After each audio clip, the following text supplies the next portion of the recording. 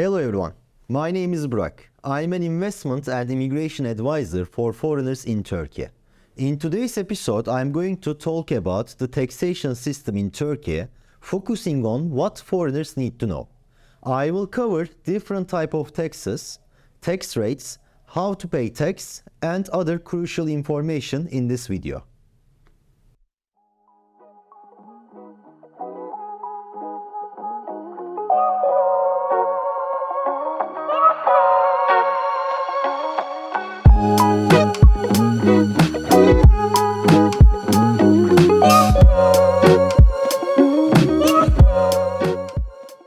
First of all, I will give you some overview of the Turkish taxation system.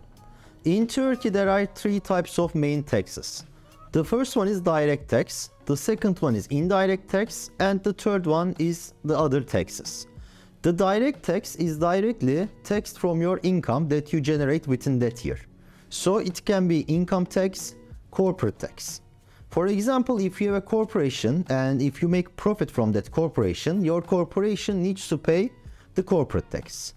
Or if you are an individual and if you are working for a salary, you need to pay income tax based on your income in that year.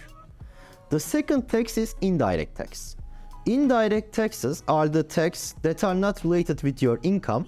Those are the taxes when you purchase a product. In Turkey, there are two main indirect taxes. The first one is value-added tax and the second one is special consumption tax. And also there are other taxes that you need to pay. So these are property tax, inheritance tax, and also motor vehicle tax. It's very important that the tax of your worldwide income depends on your residency status in Turkey, and I will explain it in the coming sections. In the second section, I will deep dive into the income tax and the residency status. When you generate an income in Turkey, it can be salary or it can be your rental income from the properties that you own, you will be liable to pay the income tax. There are some income brackets, and depending on how much money you are making in Turkey, the income tax rate changes. It's between 15% and 40%. As you earn more, the tax rate also increases. Note that the tax residency is very important when it comes to paying your taxes that you generate worldwide outside of Turkey.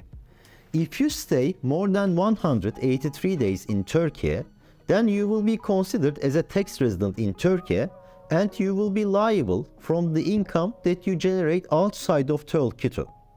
However, there are some dual tax agreements between Turkey and many countries worldwide, and you can check those taxation agreements. Even if you are a tax resident in Turkey, if you pay your income tax abroad from the income that you generate worldwide, you might not be liable to pay tax in Turkey.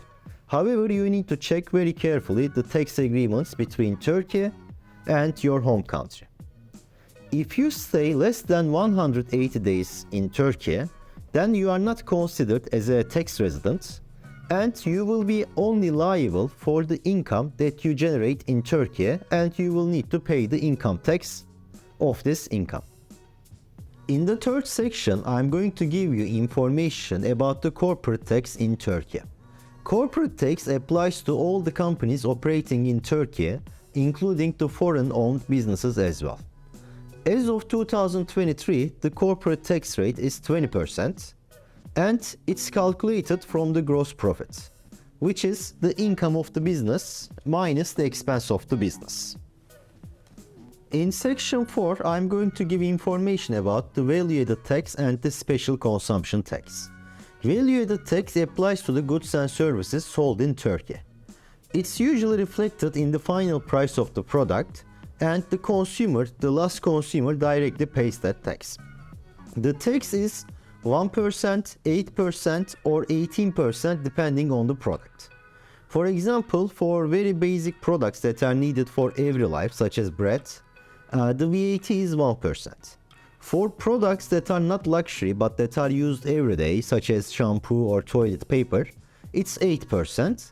And for products that are considered luxury, such as furniture or the electronics, it's 18%. The second type of indirect tax is the special consumption tax.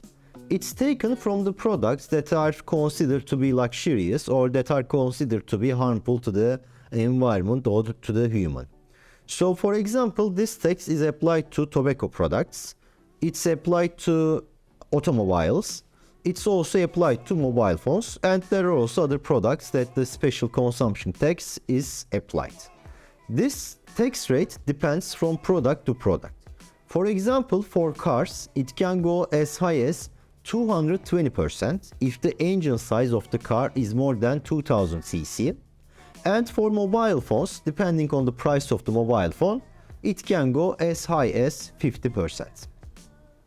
In section 5, I'm going to give you information about the property tax and the motor vehicle tax. Property tax is taken from the properties that you own in Turkey, and it's applicable to both residential and commercial properties. Depending on the location of your property and the property type, the property tax varies. For example, for residential properties, it's between 0.1% and 0.6% of the total value of the property. If the property is in the city center, then the tax rate goes up, or if it is in a rural area, the tax rate goes down. For commercial properties, it's between 0.2% and 1%. The motor vehicle tax is taken from the cars that the foreigners own in Turkey. It depends on the age of the car and on the engine size of the car. And also it depends on the type of the car, if it is a commercial type of car or if it is a car that is used like normal car. For example, for my car, which is 1600 cc and it's 5 years old, this year I paid 2800 Turkish lira, which is equivalent to $140. In section 6, I'm going to give you information about how you can pay your tax in Turkey. There are 3 main options for paying your tax. The first one is, there is Interactive Tax Office, which is the website of the Turkish Revenue Administration. You can go to that website. Either you can directly write the tax number, or you can write your ID number, or you can write the tax number of your company, and it will show you the list of taxes that you can pay, and you can use your credit card to make the payments. The second way is, most of the banks in Turkey, they have mobile application or they have online banking, and there is a section for paying your tax in Turkey. Especially if you are using a public bank such as Ziraat Bank, Halk Bank or Vakif Bank, it's quite easy to pay your tax online from the mobile application of the bank. The third option is that you can go in person to the tax office. Usually there are tax offices in every district in each city, and you can go to the nearest tax office. You can explain which tax you want to pay. If you have a specific number of that tax, you can directly give that number. From their system, they will find the tax, and you can pay cash in the office. In the final section, I'm going to talk about double taxation treaties. It's especially very important for foreigners because many foreigners will have income in their own country and also they will have income in Turkey. That's why it's very crucial for them to understand the double taxation concept. Those double taxation treaties are created in order to prevent the foreigners from paying the same tax twice in their home country and then also in Turkey.